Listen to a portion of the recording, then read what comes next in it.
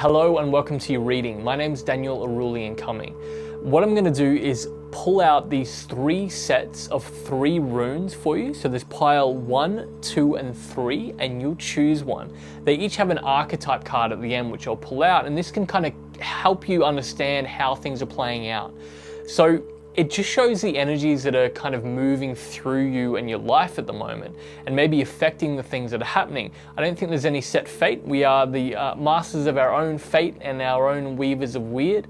But these can really help you to see where you're heading and what is affecting where you're heading. And then if it's obviously not where you're desiring to go, this can help you see what needs to shift in order for you to achieve that.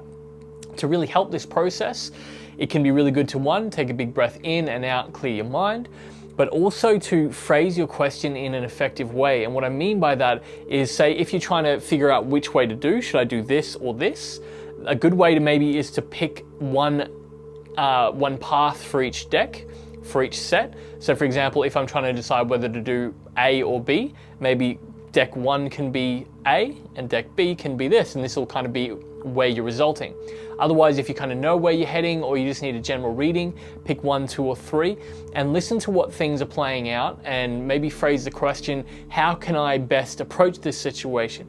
How can I get where I want to go? Or what do I need to be aware of that maybe I'm not aware of as much? Or what are my strengths and weaknesses, kind of thing.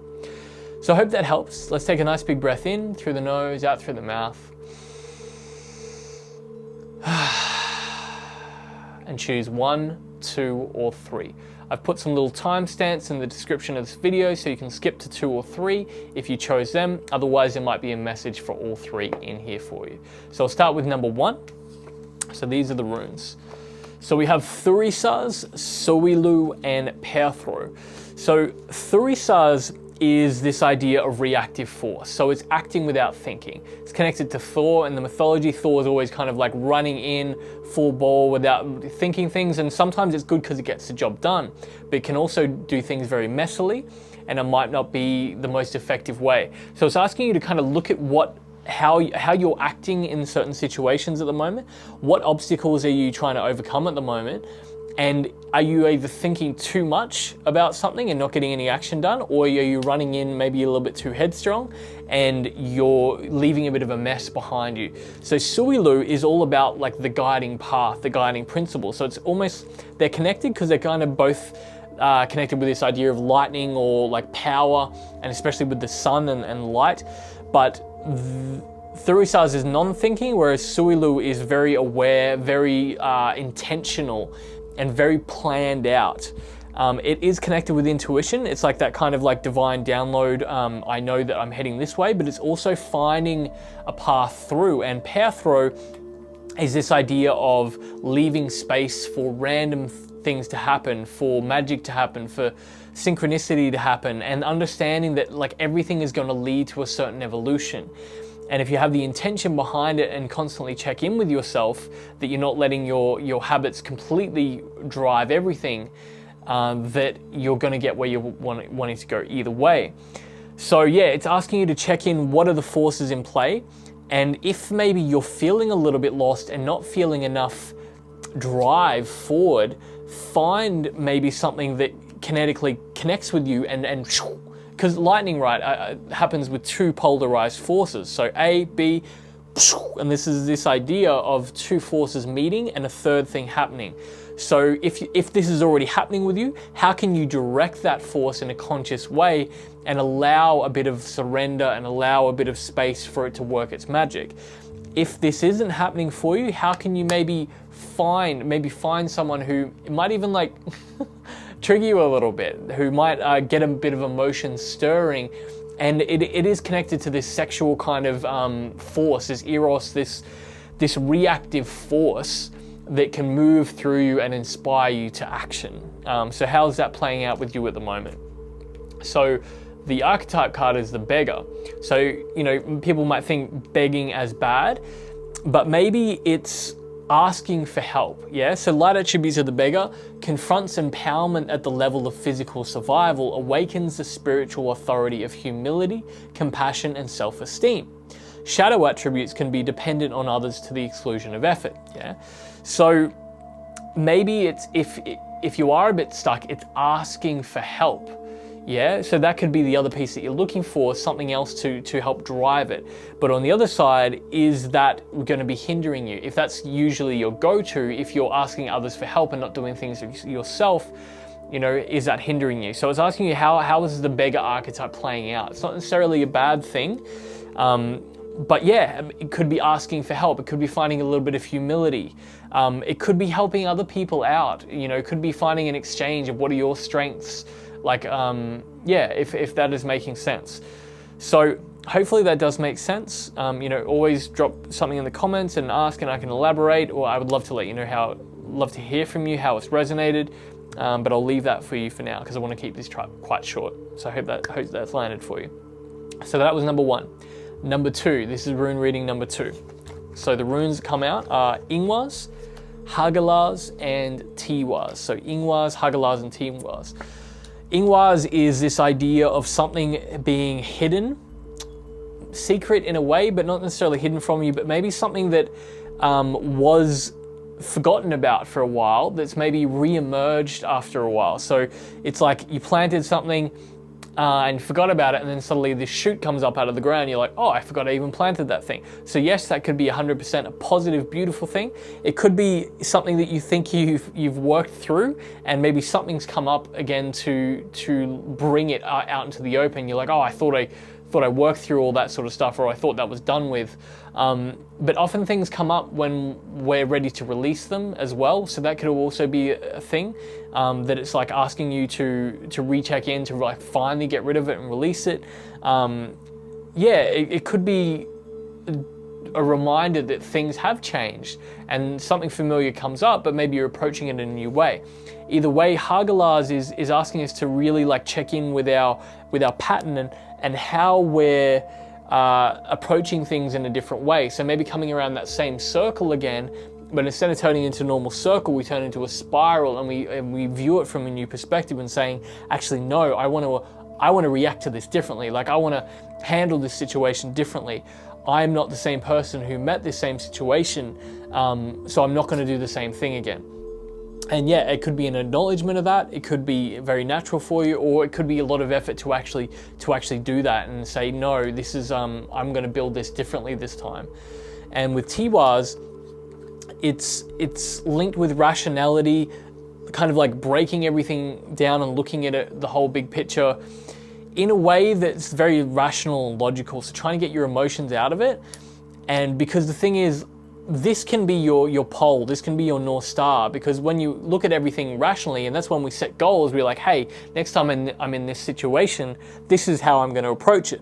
But then you're in the situation, or your emotions come up and your old patterns, and it's like really difficult sometimes. So what can be the check-in for you that is like, once you meet this situation in the future, you know, you are going to make a different decision in that, because you know we probably all have the things in our head. We're like, when I run into this person, when I have this conversation, it's going to go this way, I'm going to say this, but then you're in that situation and it doesn't happen like that at all. Yeah, which, you know, it's good to be in the moment, but if it's a repeating thing that afterwards you're like, I should have done this, I should have said this, how can you anchor that in and reminding you why? Like, what's your why behind all of this? Tiwaz is really asking you to think about your why. If this is important to you, why is important to you, and using that as a motivating factor to plan ahead and to really set a course that you're going to follow, and figuring out how you can implement that.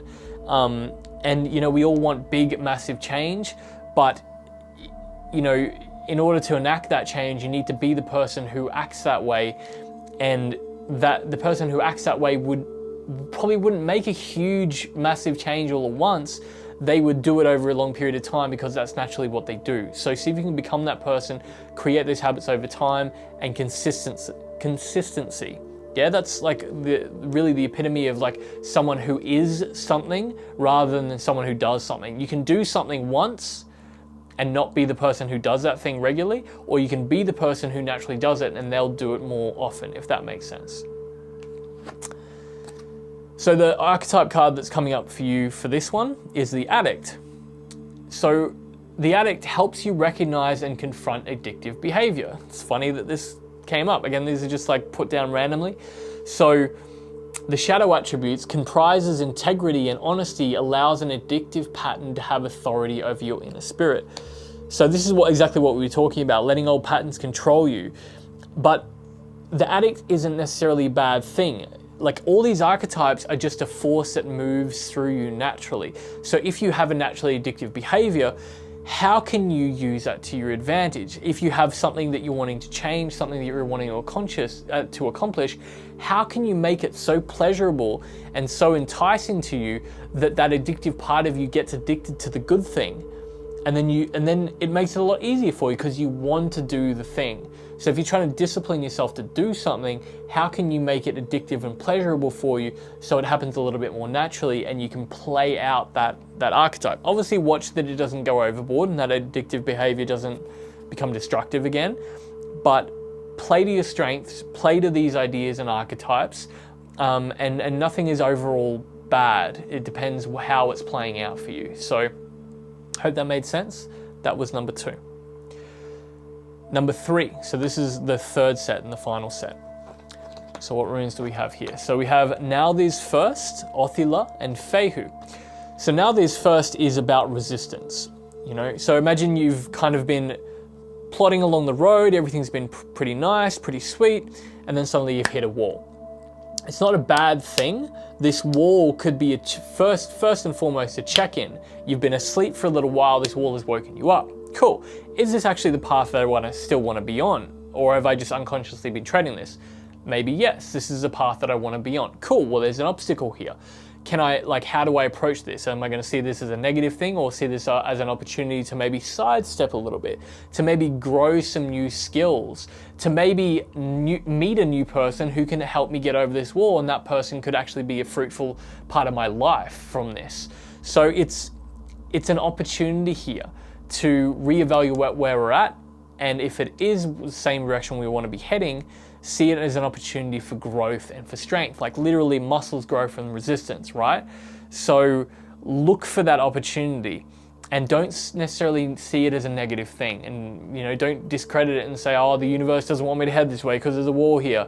You know, that saying that if you play video games, like the last part of the level is always the hardest boss. It doesn't get easier and easier and easier. It kind of goes for a while and then like difficulty level spikes right at the end because it's like the final boss of the level. So Othila here is asking you to look at the big picture and the whole structure of how things are operating at the moment.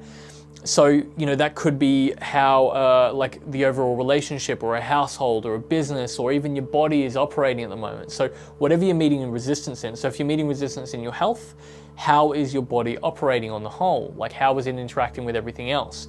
If, you know, it's to do with a business, like how is that business flowing? What is the structure? So it's asking you to cover like two very important parts. It's asking you to zoom out completely and to have a look at the bigger picture and how the thing looks from a distance, right? But then it's asking you to completely zoom into like a subatomic level and see how everything is on its own. Actually, there's 3 things. I should have said there's 3 things. So there's those two things, but also how each part is interacting with each other.